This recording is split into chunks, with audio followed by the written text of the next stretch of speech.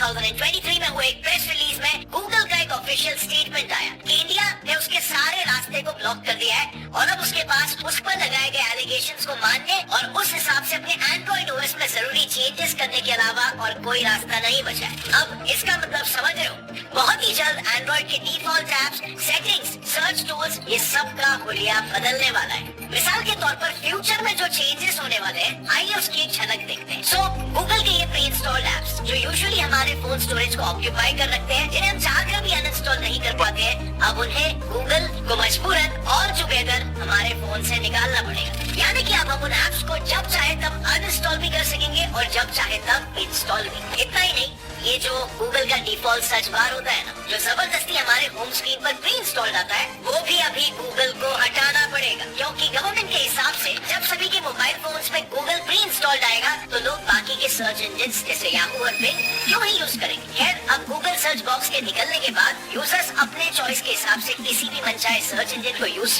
कर पाएंगे। And in fact सिर्फ सर्च इंजन से क्यों, हम दूसरे ऑपरेटिंग सिस्टम्स को भी यूज कर सकेंगे, क्योंकि अब गूगल को ये भी कहा गया है कि मोबाइल मैन्युफैक्चरर्स को उनका खुद का ऑपरेटिंग सिस्टम बनाने के लिए भी उसे अलाउ करना पड़ेगा। मीनिंग अभी अनलाइक बिफोर किसी भी मोबाइल मैन्युफैक्चरर को गूगल से एंड्रॉइड खरीदते वक्त उसके नाजायज टर्म्स एंड कंडीशंस के अंतर्गत अननेसेसरी डिफॉल्ट एप्स और डिफॉल्ट सेटिंग्स डालने की कोई जरूरत नहीं पड़ेगी। और ये तो बस शुरुआत है, क्योंकि गूगल को अब ये भी कहा गया है कि उसे अपने Google play billing system GPPS में भी बदलाव लाना पड़ेगा। ऐसा इसीलिए क्योंकि गूगल के डर्टी ट्रिक्स की वजह से ज्यादातर यूजर्स गूगल के खुद के पेमेंट प्लेटफॉर्म जीपे को छोड़कर किसी दूसरे पेमेंट ऐप से पेमेंट ही नहीं कर रहे। बेसिकली प्रॉब्लम ये थी कि गूगल ने अब तक सिर्फ जीपे को ही इंटेंट फ्लो मेथड IFM की सहूलियत यानी कि फैसिलिटी दी थी और बाकी जितने भी पेमेंट ऐप्स है ना, उन्हें गूगल के टर्म्स एंड कंडीशंस की वजह से मजबूरन कलेक्ट फ्लो मेथड यानी CFM इस्तेमाल करना पड़ रहा था। आई टेल यू ये क्यों बाकियों के लिए काफी प्रॉब्लमैटिक है। देखो, सपोज अगर कोई चीज ऑनलाइन आपको परचेज करनी है, let's say a train ticket, आपने ये नोटिस किया होगा कि पेमेंट ऑप्शंस में जीपे चूज करने पर आप इस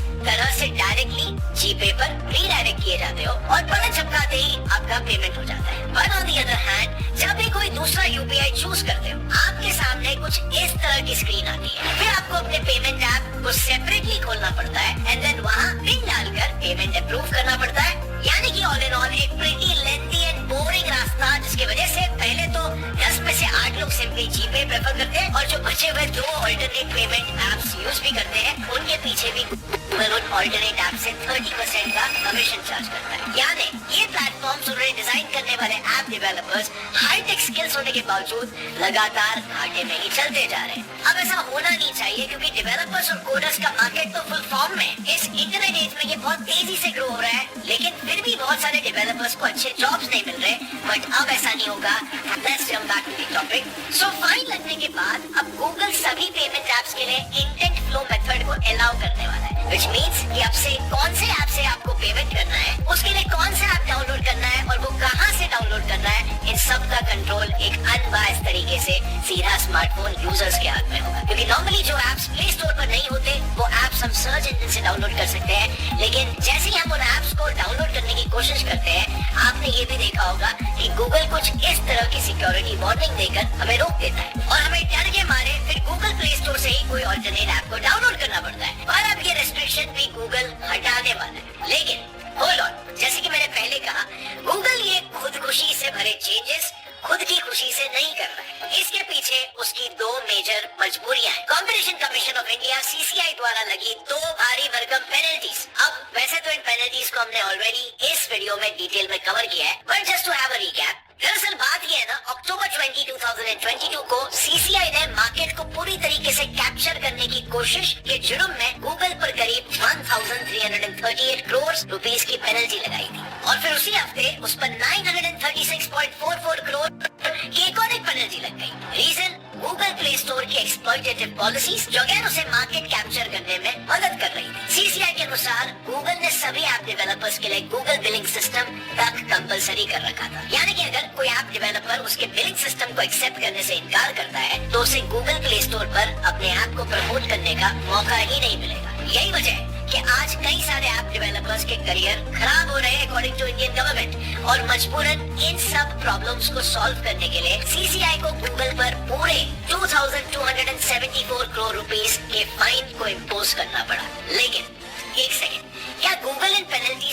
करने के लिए तैयार भी है। वेल, सच कहूँ तो गूगल के अकॉर्डिंग सीसीआई ने उस पर जो भी एलिगेशंस लगाए हैं वो सभी एलिगेशंस बेबुनियाद है और इसके पीछे उसने 3 रीजंस बताए हैं। Number 1, nature of penalty. Google के फाउंडर्स के अकॉर्डिंग हमने ऐसा कोई भी गलत काम नहीं किया है कि हम पर इतनी बड़ी पेनल्टी लगाई जाए, लेकिन अगर फिर भी सीसीआई को ऐसा लग रहा है कि हम मार्केट में अपना डोमिनेंस दिखा रहे हैं या कोई एंटी कॉम्पिटिटिव प्रैक्टिसेस में इन्वॉल्व है तो उन्हें कॉम्पिटिशन लॉ के अंतर्गत हमें पीनलाइज करना चाहिए। लेकिन सीसीआई तो यहाँ पर ऐसा पेश कर रहा है कि मानो हम कोई इलीगल और अनएथिकल काम कर रहे हैं। Number 2, regarding patent law. अब जैसे कि हम सब जानते हैं एंड्रॉइड गूगल का पैटेंटेड प्रोडक्ट है। सो पैटेंट लॉ के हिसाब से पैटेंट ओनर के पास सभी राइट्स है कि वो कैसे उनके प्रोडक्ट को हैंडल करे, कैसे खुद के प्रोडक्ट्स को ग्रो करे और कैसे उन्हें अपग्रेड करे। इसमें कोई भी दूसरी पार्टी बीच में हाथ नहीं डाल सकती। यानी गूगल के अनुसार अब तक उन्होंने जो कुछ भी किया वो सब सही है। नंबर 3,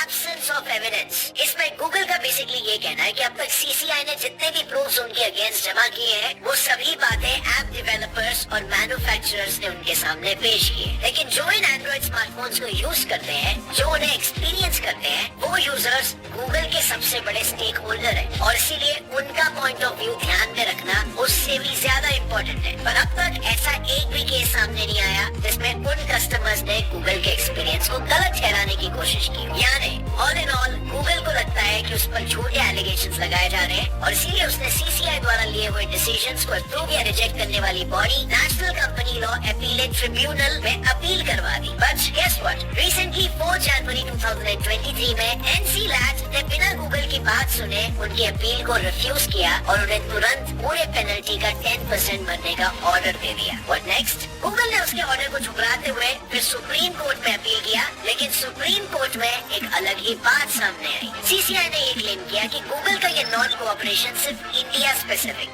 मतलब गूगल सिर्फ इंडिया में ही फाइन बनने से इनकार कर रहा है और इसके पहले जब उन पर यूरोप और साउथ कोरिया में भी सेम रीजंस की वजह से पेनल्टी लगाई गई थी तब उन्होंने बिना कोई आर्ग्यूमेंट किए अगले 2 दिन में ही पूरा फाइन भर दिया था। पर इंडिया क्योंकि एक थर्ड वर्ल्ड कंट्री है, यानी कि एक अंडर डेवलप्ड कंट्री, इसीलिए वो इंडिया में फाइन भरने से इनकार कर रहा है। फिर सीसीआई की ये बातें सुनकर 19 जनवरी 2023 में सुप्रीम कोर्ट ने भी गूगल के अपील को रिजेक्ट किया और उसे पेनल्टी भरने का ऑर्डर दे दिया। बस यहाँ पर एक प्रॉब्लम थी, गूगल के इंडिया को लेकर एटीट्यूड से भारत सरकार को कहीं न कहीं ऐसा लग रहा था कि वो ईमानदारी से ये चेंजेस नहीं करेगा, क्योंकि उसे पता है कि वो ओएस मार्केट को लीड करता है। सो भारत सरकार ने सोचा कि एक प्लान बी भी तैयार किया जाए जिससे गूगल से ओवर डिपेंडेंसी कम हो जाए। ये प्लान बी था 19 जनवरी 2023 को लॉन्च किया गया भारत का खुद का ऑपरेटिंग सिस्टम भार ओएस। भार ओएस एक ऐसा ओएस है जो उसके यूजर्स को पावर ऑफ चॉइस देता है, क्योंकि इस ओएस में कोई प्री इंस्टॉल्ड एप्स नहीं होता और आप डिसाइड कर पाते हो कि आपके फोन में कौन से एप्स होने चाहिए जिससे फोन में कचरा कम और स्टोरेज ज्यादा हो सके। इतना ही नहीं, भार ओएस का एक और एक फीचर है कि वो आपको गूगल प्ले स्टोर का भी एक ऑल्टरनेटिव देगा, बिकॉज यूजुअली जब हम प्ले स्टोर पर कोई ऐप सर्च करते हैं तो उसके जैसे दिखने वाले कई और एप्स भी आते हैं और हमारा आधा टाइम तो उसमें से सही वाले को ढूंढने में ही चला जाता है। पर भार ओएस के ऐप स्टोर में सिर्फ ऑथेंटिक एप्स होंगे, यानी गलती से भी कोई फ्रॉड ऐप आपके फोन में नहीं आएगा और इसका मतलब ये है कि फोन के हैक होने और आपके डेटा चोरी होने के चांसेस भी काफी कम हो जाएंगे। प्लस